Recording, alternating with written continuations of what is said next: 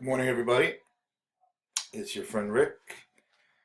It is Monday, the 28th, 2017. If you need to contact me, my email is rick0327@me.com. All right, so over the weekend, I was busy preparing this new document. It's notice to court, special appearance, demand proof of injury in fact caused by respondent, no consent to submit to jurisdiction of this court, challenge court to prove evidence of jurisdiction. Okay, so I got the idea from Bernie, my subscriber. I told you guys he got a dismissal he was supposed to appear in court, and he made his own order. He took some of the stuff from my demand for dismissal, and he created his own special appearance. And what he did was he informed the court that he would be showing up by special appearance, and he cited reasons why the court must dismiss, if like lack of jurisdiction and stuff like that, and then he demanded the court provide evidence within 10 days or he would not appear. So he didn't hear back from the court, and what he did was he went to the courthouse, and when he went to the clerk's office, he received dismissal. I think I showed you guys that on Friday. Okay, let me see if I can find it. All right. Sorry about that. I should have been prepared. What the hell is it? All right, whatever. Take my word for it. All right, you guys saw it on Friday. Go back to the Friday video. It's just a scan showing dismissal.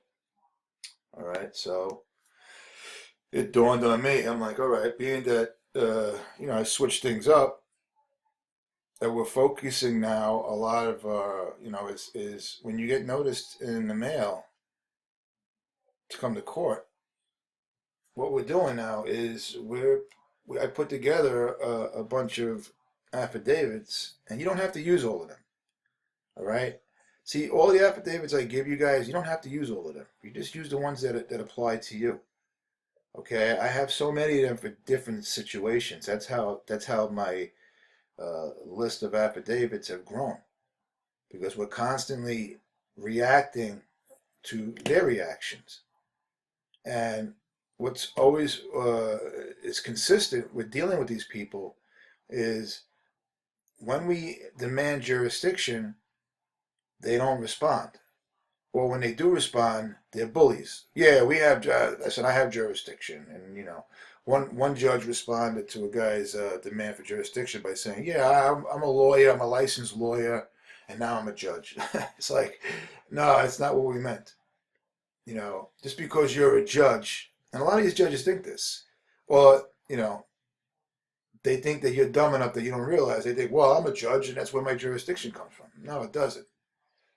All right, jurisdiction comes from evidence. What kind of evidence? Well, evidence of an injury in fact, according to the Constitution. According to the Supreme Court of the United States, in Lou Jan versus Defenders of Wildlife, right, a 1992 case, and it was Justice Scalia who said it's basically it has to be concrete evidence. All right, it can't be speculative. Well, according to the child support agencies or whoever wrote these laws, the presumption is, well, the baby mama or baby father is on welfare, and that's because you weren't paying child support. So that's the injury in fact. Well, for one, That's not an injury to the mother or the father or the children. If it is an injury at all, it would be to the uh, basically, I guess, to the state for paying money to a child or children because of some alleged non-payment of support. Well, we know that's not true. Okay, many cases have nothing to do with public assistance. It's because it's a fraud, and the whole goal is to get as many people to pay child support by wage garnishment. That's all it is. So on every payday, so on every Friday of every week of every year, a bunch of money is being taken from a large number of people and then sent to the 50 states treasury. Basically, that's what's going on. And and then whatever, I don't know how they do it, but they put together some calculations and formula, and they send it to the federal government, and then the federal government cuts a check, and billions of dollars is taken out of the Social Security uh, fund, if you want to call it, and on we go. That's really what it's all about. Okay, so uh, that's why they come after people like like myself and a bunch of you other guys who work for a living or have a pension, because they've worked out an agreement with the banks, the large city, state, county, uh, you know, jobs, big companies, So they work out these agreements where, listen, we expect you to help the children, because when child support's paid to children, the children are raised different or whatever, they use that whole guilt thing, okay? It's like when a commercial comes on, they want you to donate money to some charity for like these pets. They show these poor pets suffering. Well, they do the same thing with these corporations and banks, and we know it's all a scam. So anyway, what I did was before you go to court. Now, when a person goes and files a petition, this is the way it's supposed to work. They're supposed to bring evidence of an injury. Okay, like and I can tell you from being a cop, you know, if you're injured by somebody, you're alleged somebody assaulted you. What would you do? You would take pictures, right? When you take a picture, if you had a black eye, and you bring it with you and say, look, well, what would you do? Would you bring the medical records? Things like that. Well, what records is a mother going to bring that you're not paying child support? Well, one thing she can maybe bring is that she's on welfare. But again, how are you going to tie that to your non-payment? But they don't bring anything. They just show up there, and they sit down with one of these child support experts or whatever their title is in the court. Well, that's not really a court. Hold on a second. and and they just help them along. They write it. It's like if you go to the Queen's Family Court here, there's like friggin' dozens of people there waiting to get help. It's like a mill, okay? And there's no evidence. So it's the duty of the clerk, before he or she creates a petition, they have to ask for evidence. It's called probable cause. All right? And they never do. So what we're going to do here is we're going to notify the court that, one, we're going to be showing up by special appearance. What special appearance? All right. Let me show you what the Supreme Court says special appearance is. Okay. 1 second here. All right. The special appearance gives point to the fact that the respondent entered the Missouri court for the very purpose of litigating the question of jurisdiction over its person. It had the election not to appear at all. But we know we cannot do that. Why? Because how many of you were not even notified? And next thing you know, they're stealing money right out of your check, and they're freezing your bank account, and then begins the whole mess of trying to get this undone.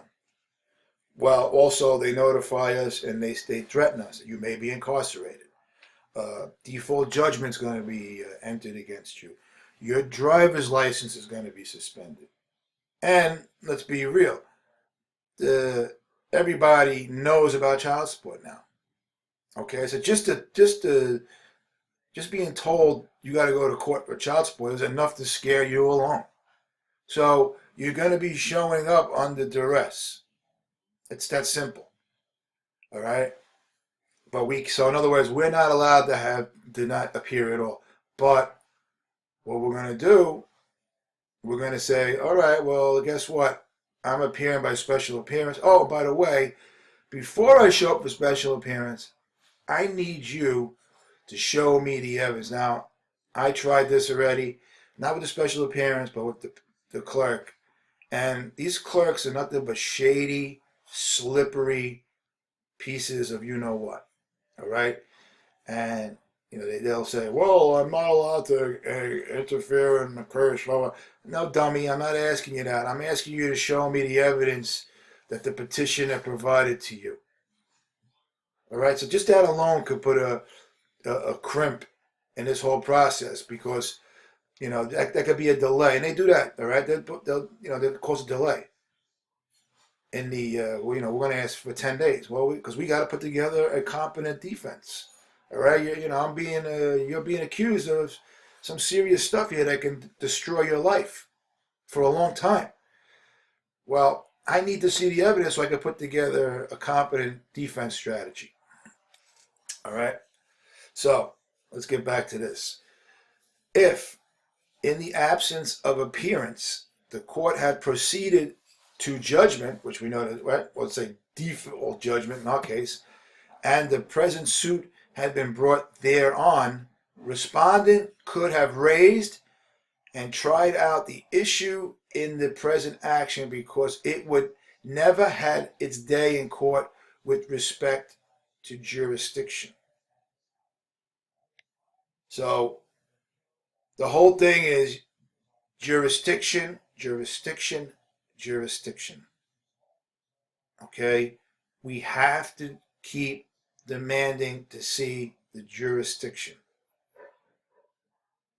to our understanding. So the best way to do it, okay, is by paper. What paper? This paper. All right, let me show you what I did. So I took that citation from here. All right. The Supreme Court, highest court in the land, recognized special appearance and defined it in matter Baldwin versus Iowa State Traveling Men's Association, 1931. The special appearance gives point to the fact, blah, blah, blah, right? So, and remember the other day when I showed you guys in New York what they're doing. Now, if New York is doing it, every state is doing it. One of my subs in California showed me the paperwork, and the commissioner claimed that his appearance gave the court the jurisdiction because why? He showed up.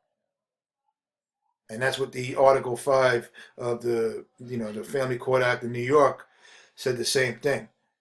Your general appearance, all right, is consenting to the court's jurisdiction.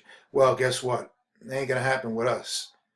Going in, this little piece of paper here is proof that we're not consenting, all right? So here we go. Any appearance by the undersigned respondent is under no circumstances to be interpreted as proof of consent submitting to the jurisdiction of the court.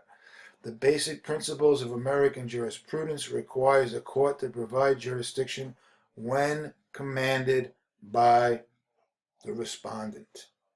All right? This is why we're doing this. And we're demanding that they provide the evidence. And if they do not, we shall not appear. Okay? Now, if we don't receive anything in the mail, I would still show up. Okay? Just out of fear.